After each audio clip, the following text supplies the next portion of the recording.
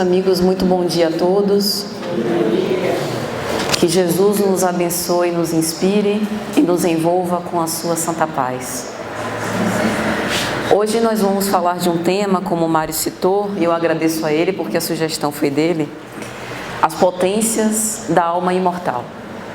Em todos os tempos, a humanidade sempre sentiu uma angústia muito grande.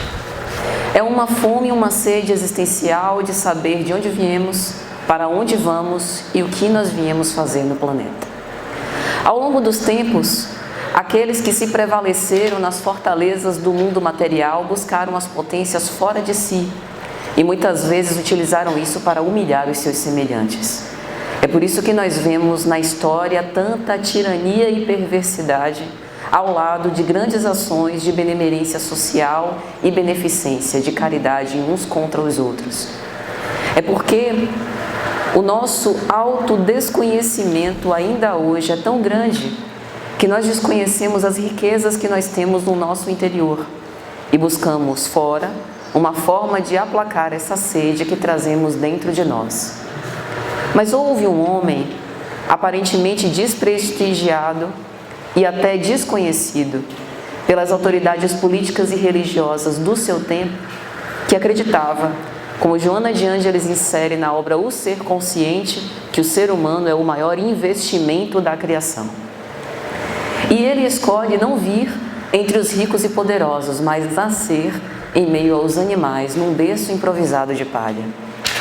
Ele escolhe para sua mãe uma mulher simples e para pai um carpinteiro que o acolhe, ele que era o Filho unigênito de Deus, o modelo perfeito da humanidade, aquele que é o nosso irmão mais velho, que passou por todos os processos humanos e que não deixou também de sentir a sua angústia existencial, mas que sempre soube bem escolher. E ele vem não como um modelo teórico, mas um modelo prático, de como nós devemos agir em relação às vicissitudes e às provas que nós passamos pela vida. Porque a história de Jesus contempla tudo que pode acontecer de provacional e de dor que um ser humano pode experimentar na sua vida presente. Ele foi abandonado pelos mais queridos, ele foi esquecido pelos seus amigos num momento clamoroso da sua existência, ele foi pago pela ingratidão e nem por isso ele deixou de acreditar um minuto sequer nessa excelsitude do germe divino que há dentro de nós.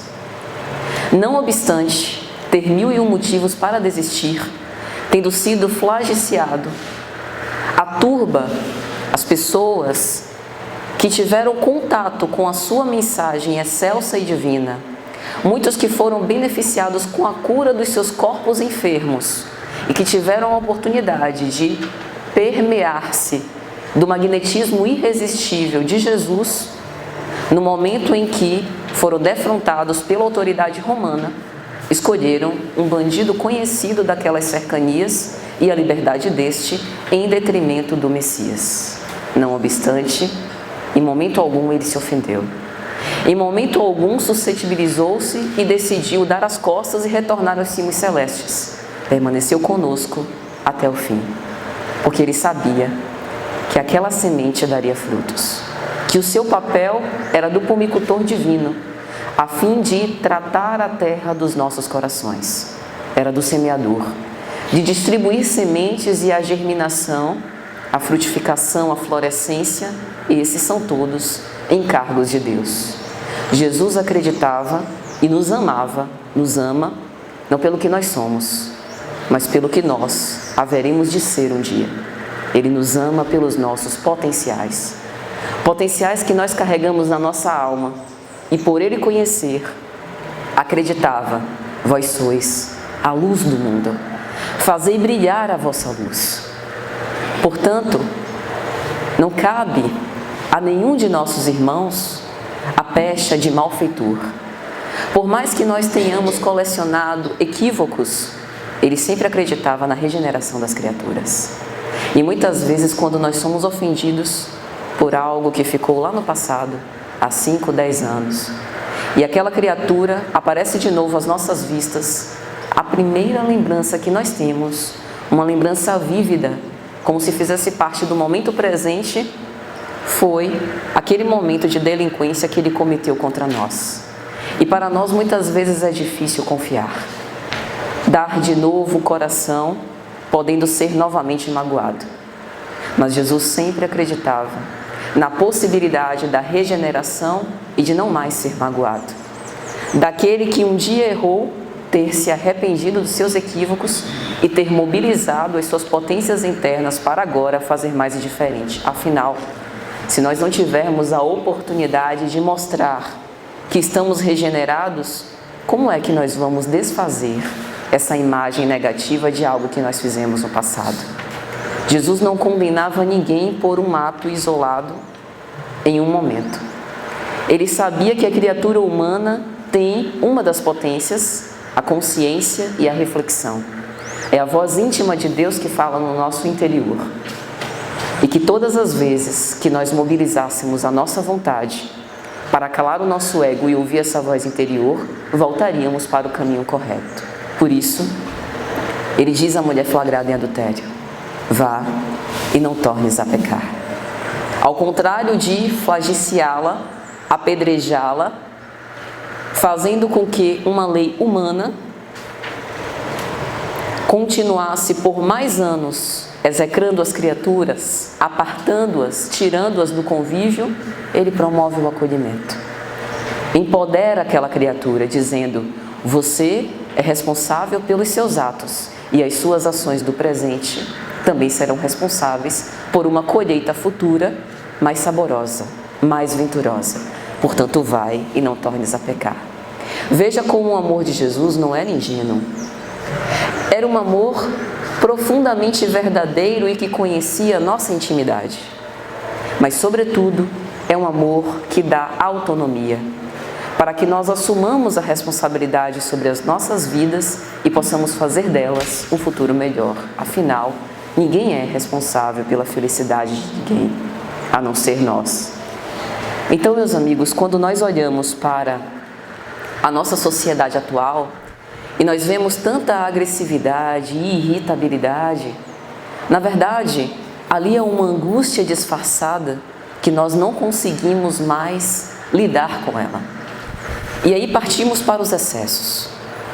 Excessos de agressão contra o outro, excesso de sono, excesso de bebida, excesso de tabagismo, excesso de comida, excesso de velocidade, transformando os nossos veículos em armas, transformando as nossas palavras em lanças afiadas, que muitas vezes, além de maltratar os outros, pode ser responsável por um ato de suicídio. Às vezes esquecemos o quanto nós somos responsáveis e fermentamos a massa, porque nós o tempo inteiro estamos associados com outras mentes. Aprendem conosco, como nós também aprendemos com os outros. Afinal, a lei de sociedade é uma lei. Então somos responsáveis não apenas pelos nossos atos, pelos nossos pensamentos, pelo nosso comportamento, mas temos responsabilidade afetiva pela expectativa que nós criamos nos corações alheios. Temos responsabilidade por cada palavra que nós dizemos num ato de nervosismo. Temos responsabilidade pela emoção que nós causamos nos outros. Essa angústia não é a fortaleza material quem vai resolver. Não é o fato de ter uma casa, carro ou dinheiro no banco. Como Haroldo Dutra Dias falava no congresso ontem, eu quero ver se um bilionário consegue resolver a sua sede de amanhã. Por mais que ele tenha 5 bilhões no banco, ele consegue resolver a sua sede de agora. Ele não consegue apressar ou atrasar o tempo.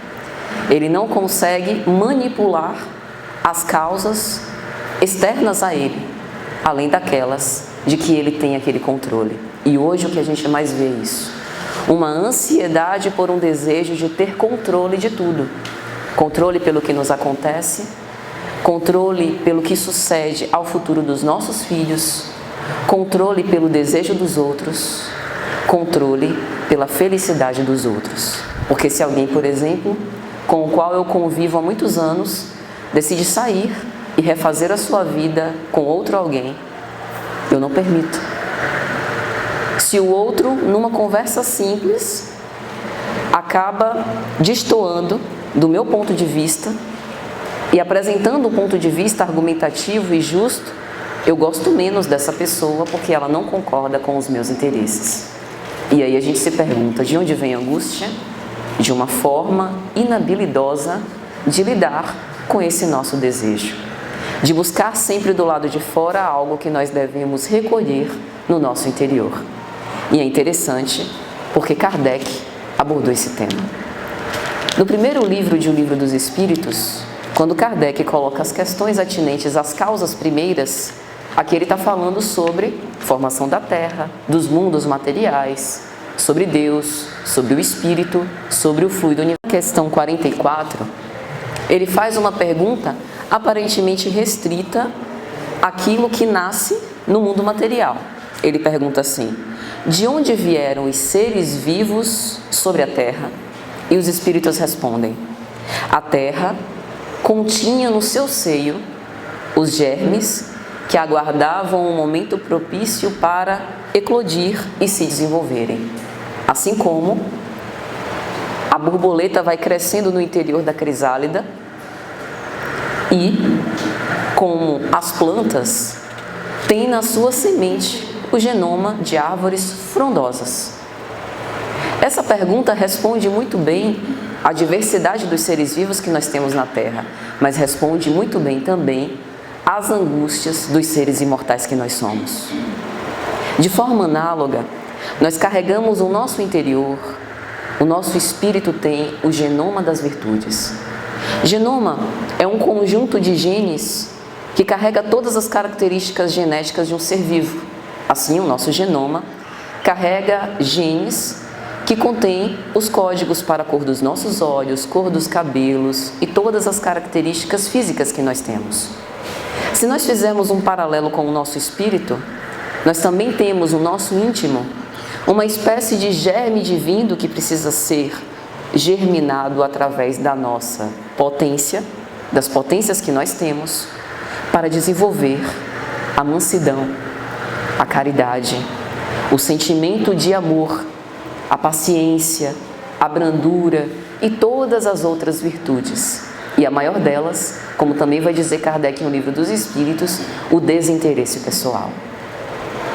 Então, observe que, se tudo isso está guardado no nosso interior, permanece em estado inerte, como se fosse uma crisálida, se eu não mobilizo as minhas potências para desenvolvê-los. É por isso que nós vemos duas pessoas nascidas exatamente na mesma família, no mesmo contexto cultural, que tiveram a mesma educação, mas que desenvolvem os seus potenciais de maneiras sumamente diferentes, a ponto de uma ter um comportamento mais pacífico, brando, caridoso e fraterno, e a outra ser profundamente egoísta e não se importar com os seus semelhantes. Uma pegou os mesmos germes divinos e moveu as suas potências para desenvolver, e a outra deixou as suas potências adormecidas, permanecendo em estado inerte. Portanto, a gente vê que no nosso interior nós temos o potencial para ser quem nós quisermos. Depende do nosso querer. Então, aqueles que ainda não despertaram e que se comprazem no mal, que se comprazem em causar o desespero dos seus semelhantes, que muitas vezes induzem aos crimes, ao suicídio, à irritação, ao desmoronamento das famílias, que se comprazem com essa balbúrdia, com esse desregramento, na verdade, não tem uma origem ruim, não tem uma essência malévola, porque nenhum de nós o tem. Se Deus é amor, criou-nos todos com o mesmo substrato. E esse substrato é a essência divina, luminosa, mas nós decidimos manter a vela apagada ou acesa. Então, esses que se comprazem no mal, temporariamente mantêm em inércia os seus germes divinos, mas haverá um tempo em que eles despertarão essas potências da alma e se tornarão tão bons quanto o próprio exemplo do Cristo. Potências da alma, então, é falar sobre perfectibilidade.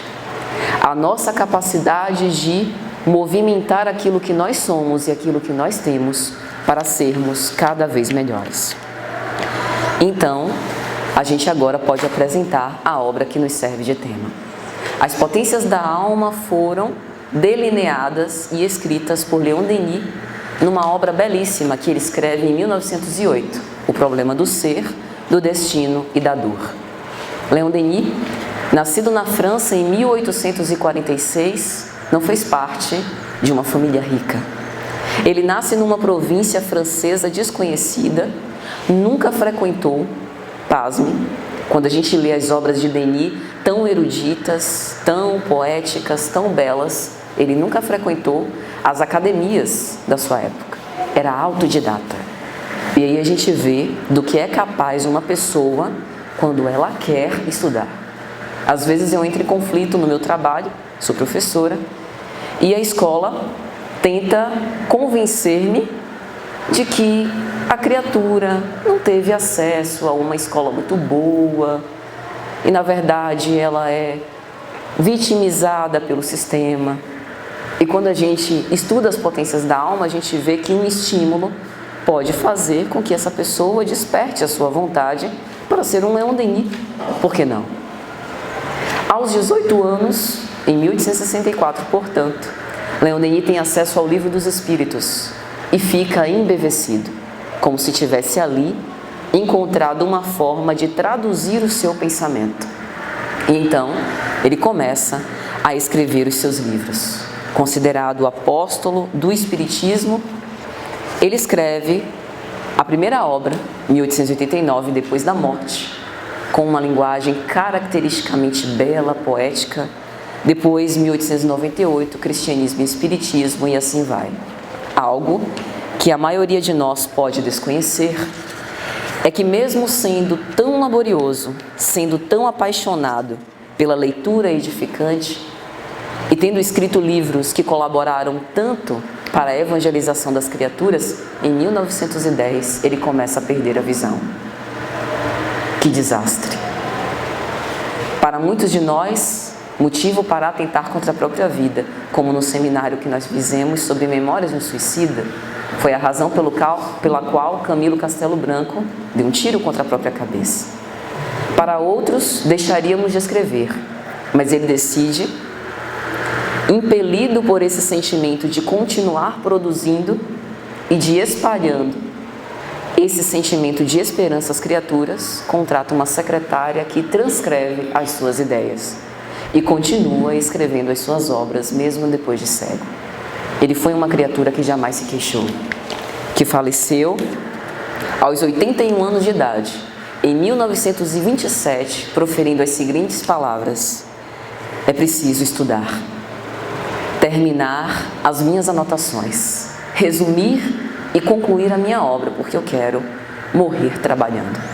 E efetivamente assim ele faz. Veja que exemplo. Uma pessoa que nunca buscou nada para si, mas buscou ressignificar a sua existência em algo útil para os semelhantes. E auriu, portanto, os benefícios disso. E aí ele vai dizer nessa obra, Problema do Ser, do Destino e da Dor: é porque há em toda a alma humana duas esferas de ação. Aquelas que estão atinentes à própria personalidade e outra que é a sede da consciência, o eu maior, o templo de Deus em nós. Percebe? Porque a grande maioria de nós ainda deixa permanecer em crisálida, em inércia, as grandes potências da alma. A nossa personalidade as abafa. A nossa personalidade impede que nós as ouçamos, que nós possamos descobri-las e mobilizá-las em nosso próprio benefício. Personalidade aqui está diretamente relacionada com a satisfação dos nossos desejos e caprichos infantis, com o fato da gente colocar uma coisa na nossa cabeça e passar a vida inteira tentando perseguir esse objetivo, ainda que a vida nos mostre que talvez este não seja o caminho da nossa verdadeira felicidade. Personalidade no sentido de que eu quero que as minhas opiniões prevaleçam, ainda que os outros não se sejam felizes seguindo aquilo que eu acho que é certo. Personalidade no sentido de que sou eu que importo em primeiro lugar e eu não consigo desenvolver o sentimento de compaixão e piedade pela dor alheia. A vida, então, numa ferramenta de nos salvar, ou seja, não é punição, tenta nos trocar de papéis. Se eu não consigo sentir compaixão pela dor do outro, a vida me inverte de posição e me coloca na condição de coitado, a fim de que, de alguma sorte, eu consiga despertar. Mas todos esses chamados podem ser inaudíveis. Eu posso permanecer de ouvidos moucos, quebrando a cabeça durante a minha vida inteira e vou desencarnar assim.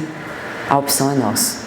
Porque Deus nos conferiu algo que ninguém pode tirar: o livre-arbítrio.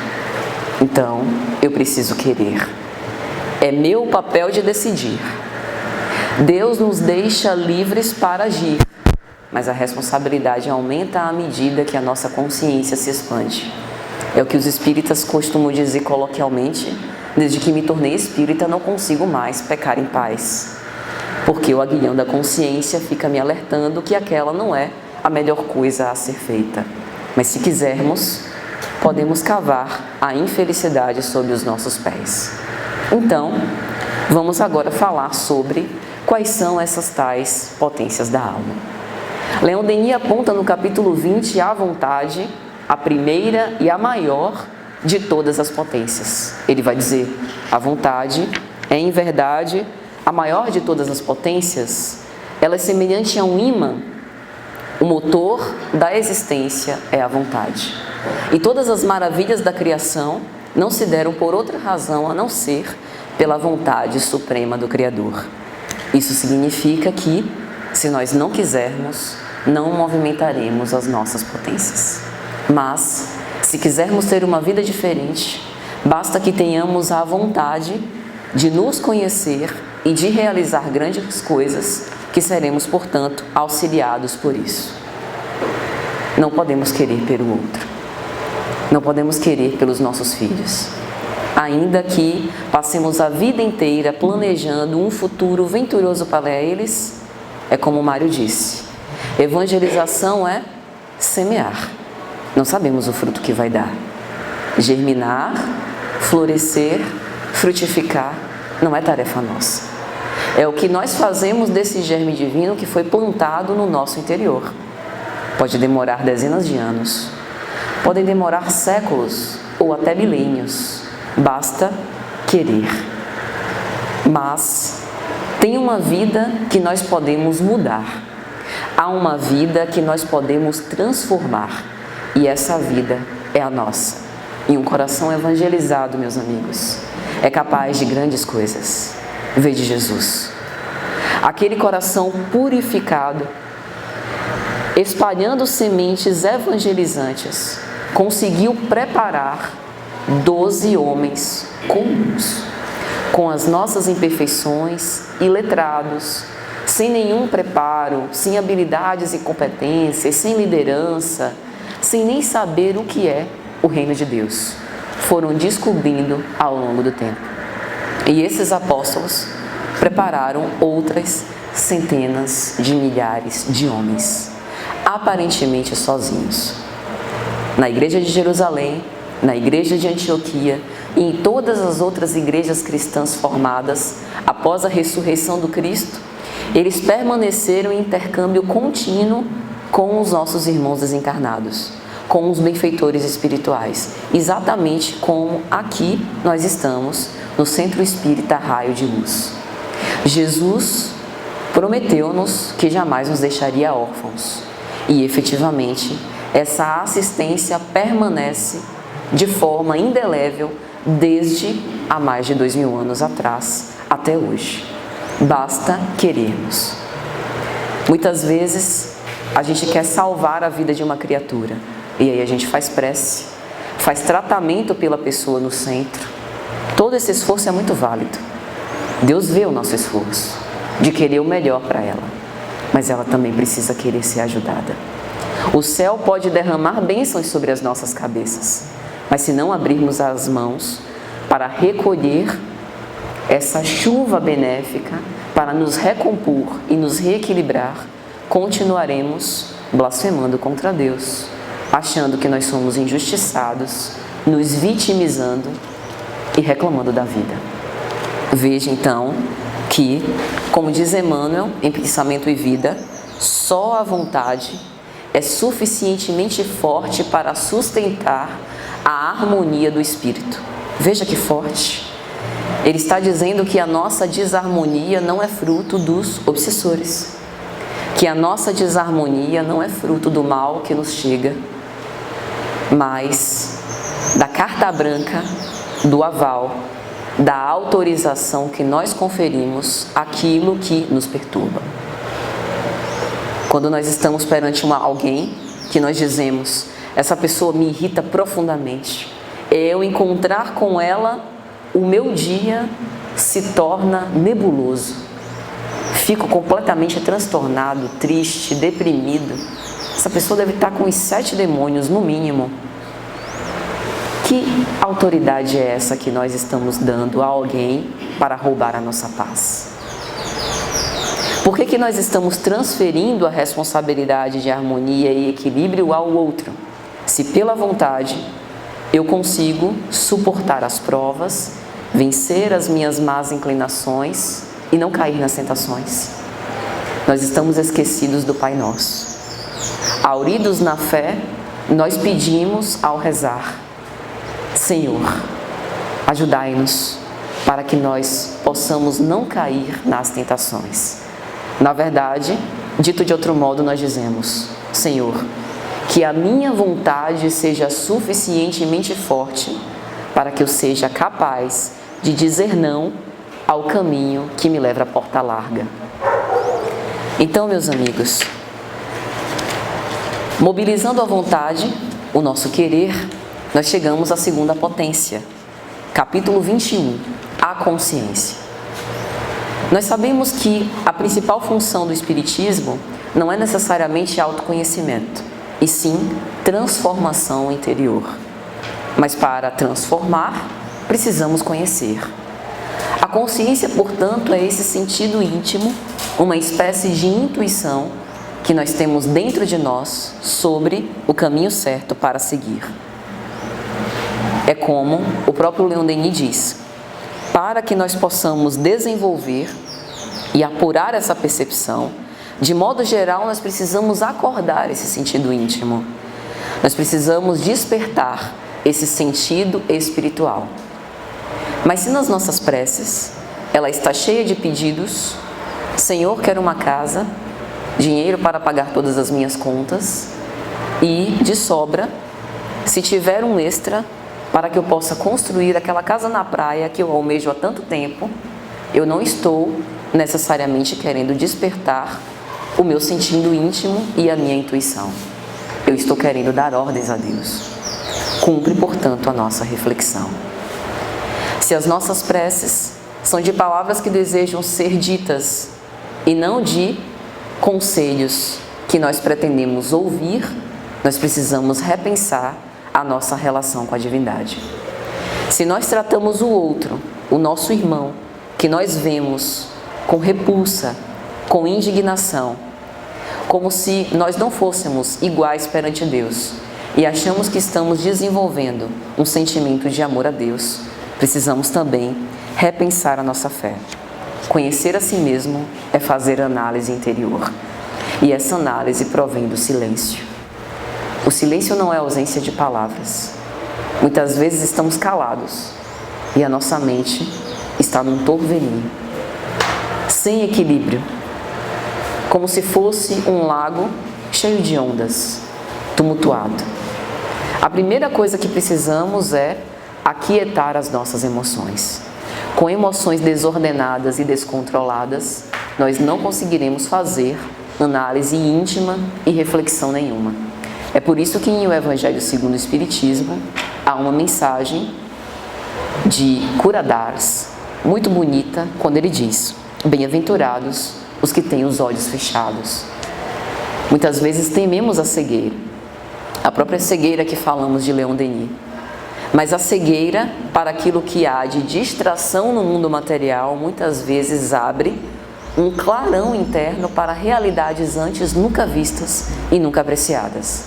Penso particularmente que Saulo de Tarso, quando vai entrar em Damasco para assassinar Ananias e vê o Cristo, se não ficasse cego, aquela imagem não seria tão impactante. Selados os seus olhos corporais, as suas claridades internas, talvez pela primeira vez, foram abertas para ele. E aquela imagem do Cristo resplandecente, perguntando de uma forma doce: Saulo, Saulo, por que me persegues? Deve ter ficado na cabeça dele como se fosse um selo marcado em brasa ardente. Assim também precisa acontecer conosco.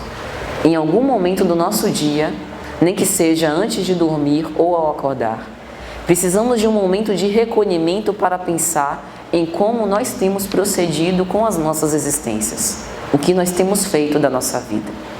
O que seria de nós se hoje, agora, efetivamente, nós retornarmos à pátria espiritual? Será que nós voltaríamos como alguém que não aproveitou satisfatoriamente os recursos que o alto nos deu, dentro das conjunturas em que nós fomos colocados, com os talentos que Deus nos confiou em nossas mãos?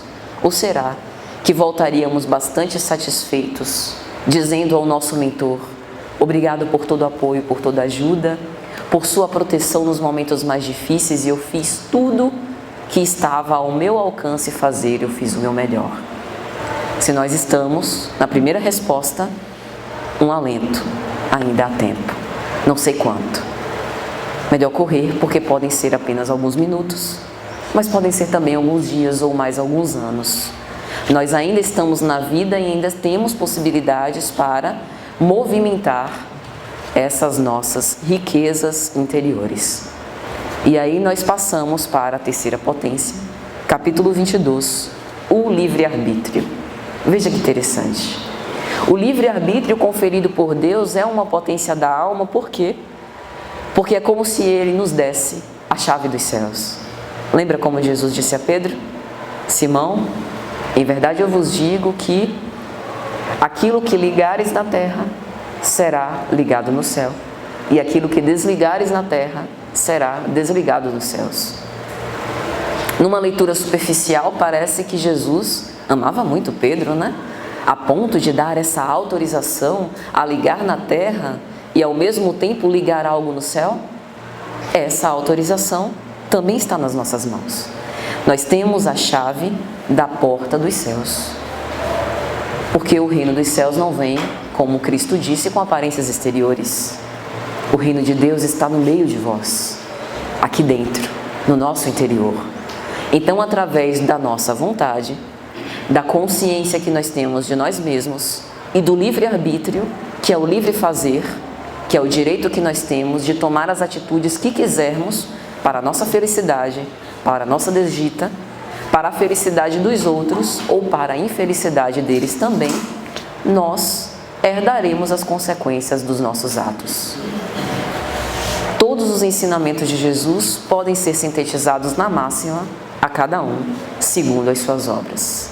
Acontece que tem um detalhe, que Leon Denis vai anotar. A liberdade e a responsabilidade do ser são interdependentes e aumentam com a sua elevação moral. Quanto mais a gente estuda, se esclarece em relação a essas realidades do mundo espiritual, mais a nossa responsabilidade aumenta. E não podemos mais nos queixar que não sabíamos, que desconhecíamos ou que não tínhamos condição, porque efetivamente temos recursos valiosos e precisamos utilizá-los. Lembra quando nós falamos dos espíritos que se comprazem no mal e deixam em crisálida as suas potências? Haverá atenuantes ou agravantes para cada caso. A ignorância, por exemplo, pode ser utilizado como um atenuante, mas à medida que a gente não tem mais a ignorância, o agravamento aumenta, porque nós temos o dever de fazer o bem. Se nós somos germes divinos, criados à imagem e semelhança de Deus, nós temos o dever de fazer brilhar a nossa luz. Isso não significa se converter num vagalume ofuscando a vida dos outros, dizendo o que A, B e C deve fazer das suas vidas, dando lição de moral, fazendo proselitismo, como disse nosso amigo Mário, nada disso. Se eu tenho livre-arbítrio, liberdade de consciência, o outro também tem. Portanto, é caridade e amar a Deus, dar ao outro respeito, o direito dele fazer o que ele quiser. Se nem Deus o violenta, quem sou eu para violentar quem quer que seja? Cada um tem seu tempo. Precisamos também pensar sobre isso. O livre-arbítrio se expressa, por exemplo, no nosso planejamento reencarnatório, nas decisões que nós tomamos na vida presente, que nós vamos escolhendo outros caminhos para montar o nosso destino. E também se dá na escolha do nosso gênero de provas. Às vezes a gente não pensa sobre isso. Colei chiclete na cruz. Não é possível eu ter nascido numa família tão desagradável. Pessoas que não me suscitam a menor afinidade. Deus errou de endereço. Não é possível. Muitas vezes a gente nem teria o mérito de reencarnar entre estes. Seria pior. Mas como Deus é bom, todo misericordioso, Ele pensa: eu não posso dar aquilo que Ele merece, porque talvez Ele não teria condições de se desenvolver. Eu vou dar um pouco mais a título de misericórdia. Nem sempre a gente tem o que merece, mas sempre temos aquilo que necessitamos. E às vezes é a gente mesmo que escolheu. É porque a prova, quando acontece, é dura. Escolher do lado de lá é uma posição muito confortável. Estamos fora do corpo. Não estamos padecendo naquele momento das aflições que essa existência neste mundo propicia. Quando vimos para a prova de fogo, aí é que o cristão se revela. Mas precisamos ter perseverança para vencer esses obstáculos que nos são impostos. Para isso temos as potências. A quarta, capítulo 23, é uma das mais interessantes. O pensamento. Mas como que o pensamento pode ser uma potência? Kardec explica isso. Parte terceira de O Livro dos Espíritos, quando ele vai falar sobre as leis morais, ele apresenta a lei de adoração. Elevar os pensamentos a Deus é adorar a Deus. A verdadeira prece é aquela que é feita de coração, sem necessariamente usar certas palavras ou certos ritos.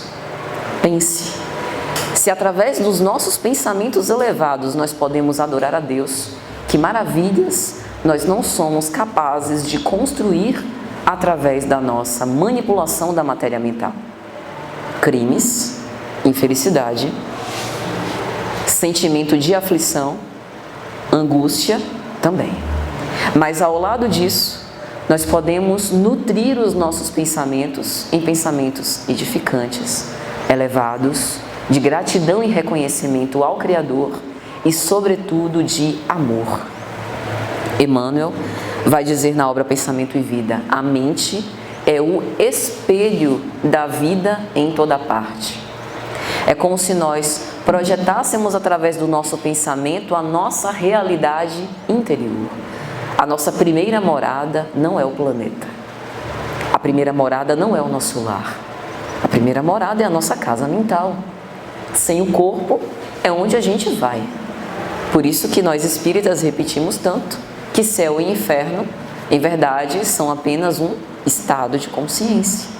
Aquilo que a gente nutre e vitaliza ao longo de muitos anos, de uma existência inteira ou até de muitas existências. É para lá que a gente vai.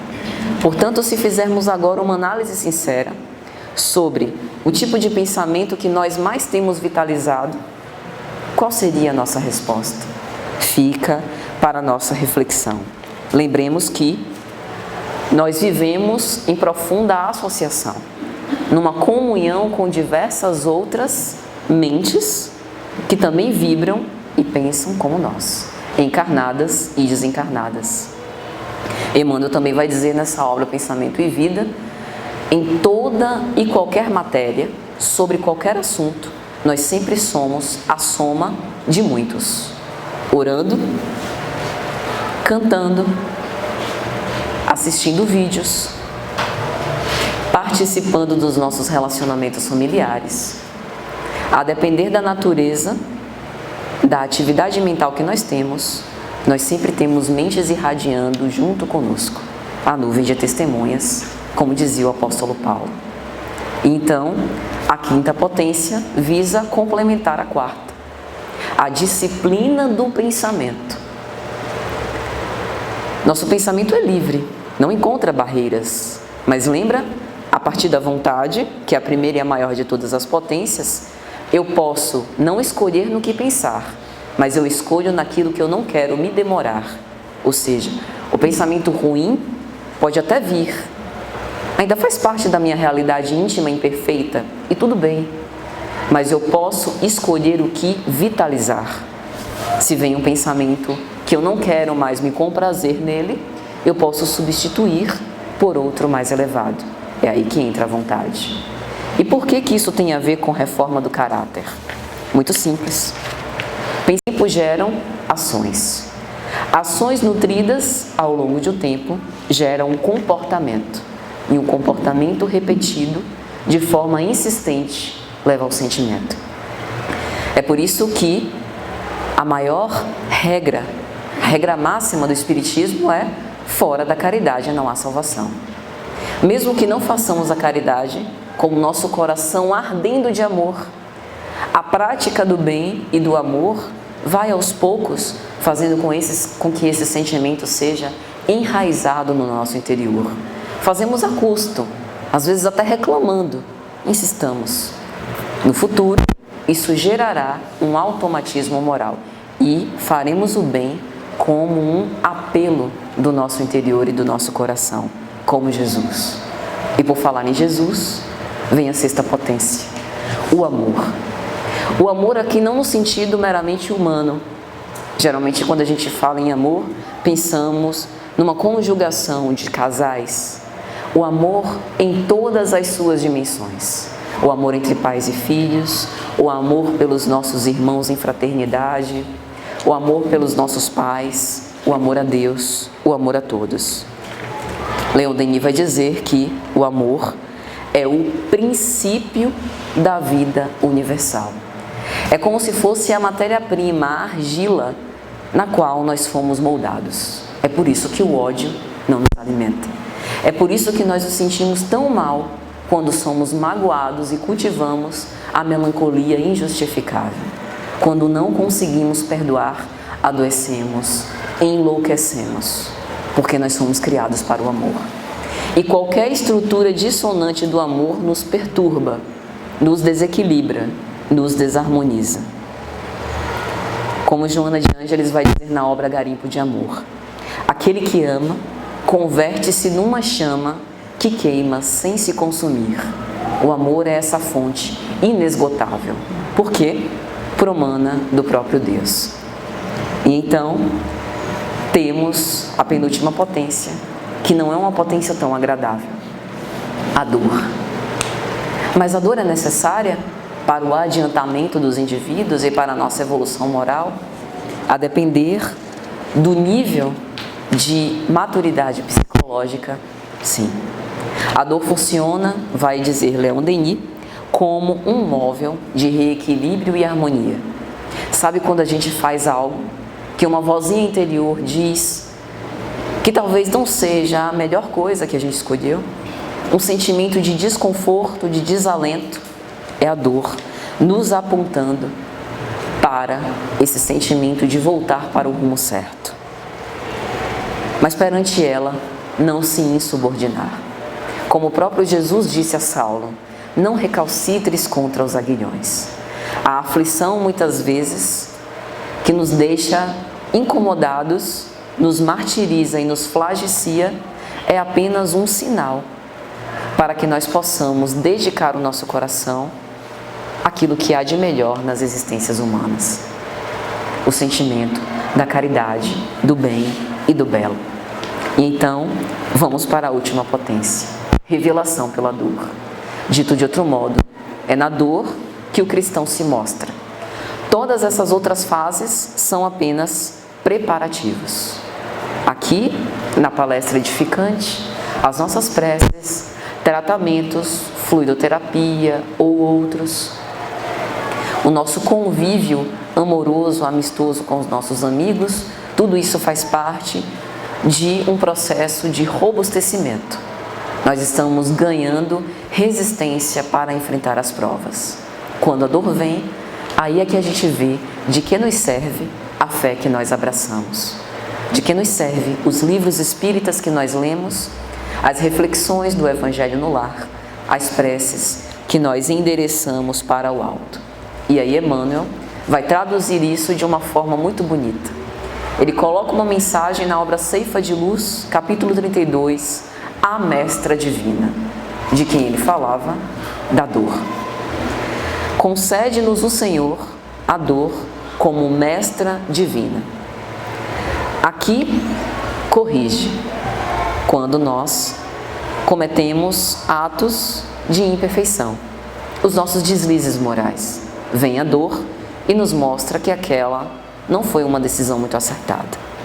Mais adiante, a dor esclarece, quando às vezes nós somos acometidos por uma enfermidade física ou de outra forma, e através de não perguntar por quê, mas para que aquela dor me afligiu, nós passamos a ressignificá-la e nos esclarecer que às vezes ela está ali para nos abrir os olhos para outra realidade, uma realidade transcendente.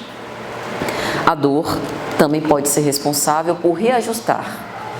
Erramos continuamente, batendo cabeça uma atrás da outra. Chega uma hora que a gente se cansa de sofrer. Essa é a oportunidade do reajuste. E mais além, a dor aprimora. Quando nós pensamos em alguém dedicado ao Espiritismo como Leon Denis, que fica cego, quando nós pensamos também na cegueira de São Francisco de Assis, com dores lancinantes, submetidos a tratamentos oculares quase perversos, mas sem desistir da caridade. Então, meus amigos, diante de tudo isso, nós nos lembramos de que as potências da alma são semelhantes a uma semente. E por falar em semente, já caminhando para o final, trago aqui uma das parábolas mais simples e mais belas, a parábola do grão de mostarda. Diz o Senhor Jesus, anotado por Mateus capítulo 13, versículo 31. O reino dos céus é semelhante a um grão de mostarda que o homem, pegando nele, semeou no seu campo. Essa semente é realmente a menor de todas, mas crescendo é a maior de todas as plantas e faz-se uma árvore, de sorte que vêm as aves dos céus e se aninham nos seus ramos. Uma semente tão pequena, quase imperceptível, mas que carrega ali dentro todo o DNA da árvore que frutificará. A semente habita uma cova escura, está perdida em meio à terra úmida, mas confia que virá a chuva, que virá o tempo e ela germinará.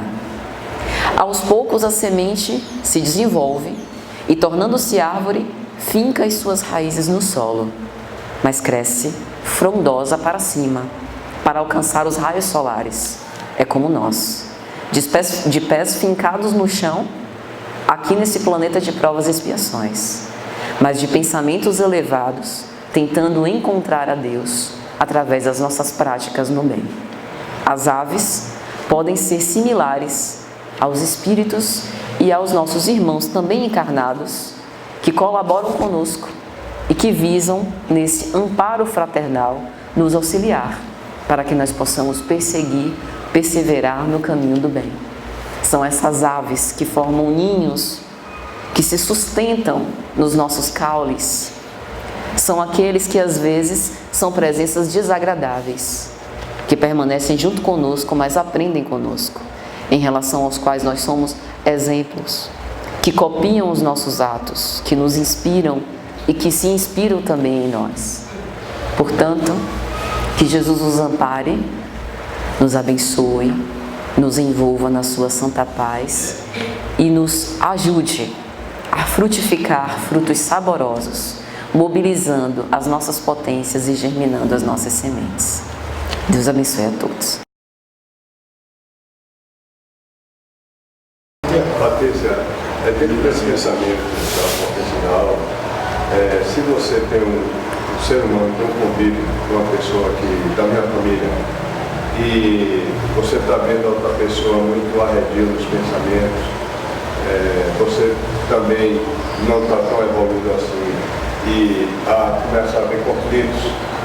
Então, para você não alimentar esses conflitos, já que você não está tão evoluído assim, não está conseguindo contornar, administrar, até ajudar a si próprio e a ele, não seria de bom assim, você apacentar naquele momento assim, a relação mais íntima no trabalho, no convívio, querendo bem, olhando por ele, mas até você também evoluir e encontrar o ponto que você possa chegar para se melhorar a si próprio, né? Primeiro assim, depois a ele. Não seria o próprio você dar um time, apacentar aquela situação para não haver tanto, ou seja, alimentar tanta energia deletéria, não ter aquela psicosfera ruim? Sim. É muito boa a sua colocação, porque assim, o enfrentamento, a discussão, a dissensão não ajuda em nada. Só fomenta o desequilíbrio, a desarmonia e até a relação que se estabelece, ela fica mais repugnada, Então a gente não consegue nem ajudar o outro, nem fazer com que o outro reflita. Tem uma menção de Kardec no capítulo 17, Sede Perfeitos, que eu sempre refleti muito sobre o que ele colocou, que é caridade não ferir a suscetibilidade do outro. Às vezes a gente quer dar uma palavra, dar um ensinamento para fazer com que o outro reflita, acorde, desperte para a consciência, mas não é o momento. Ele ainda precisa passar um pouco, porque não bastará sofrer, Ele ainda precisa refletir um pouco sobre aquele sofrimento e mobilizar a própria vontade, que às vezes não é movida apenas por uma palavra externa, mas precisa de um tempo de amadurecimento ali das suas ideias, das suas convicções, para que ele parta para a ação. Então, nesse caso, e eu particularmente vivo isso também, o que eu acho que ajuda é não entrar no combate e utilizar uma ferramenta que alcança a todos. Mesmo que nós não estejamos geograficamente próximos, mesmo que os nossos corações estejam distanciados, a prece chega onde as palavras não conseguem ir. Então, através do nosso pensamento, a gente endereçando as orações é um esforço persistente. Lembramos que Santa Mônica orou, segundo narram as tradições, mais de 30 anos por Santo Agostinho. Pode levar a encarnação toda. Mas nenhuma prece sincera fica sem ser ouvida. Às vezes a resposta não é imediata, nem vai ser conforme nós esperamos, mas ela sempre chega da melhor forma para todos. Então, conversar com Deus a respeito dessa criatura, ou até em prece, conversar com ela, porque às vezes a relação não sustenta um diálogo. A pessoa se irrita ou tenta rebater aquilo que a gente vai dizer, em prece a gente consegue, Assim, o homem, ele tem, não sei porque a gente, quando encarna, a gente não tem recurso. Então, a gente quer muito imediatismo. A gente quer tudo que aconteça na hora. Isso leva a frustrações, leva a decepções. E a gente também quer a transformação nossa seja também imediata. E a transformação dos nossos companheiros de vida seja imediata. Isso é que causa alguns maiores, como eu posso dizer assim, dificuldades no relacionamento. E cada um vai ter seu tempo, como você falou. Cada ser vai ter seu tempo. Pessoas que já viveram há 300 anos, elas não conseguiram ainda enxergar essa modificação. Porque para a gente o tempo é limitado, mas para Deus o tempo é imenso. Não existe tempo para Deus. Então cada um vai ter seu momento de transformação. Perfeito, é isso aí.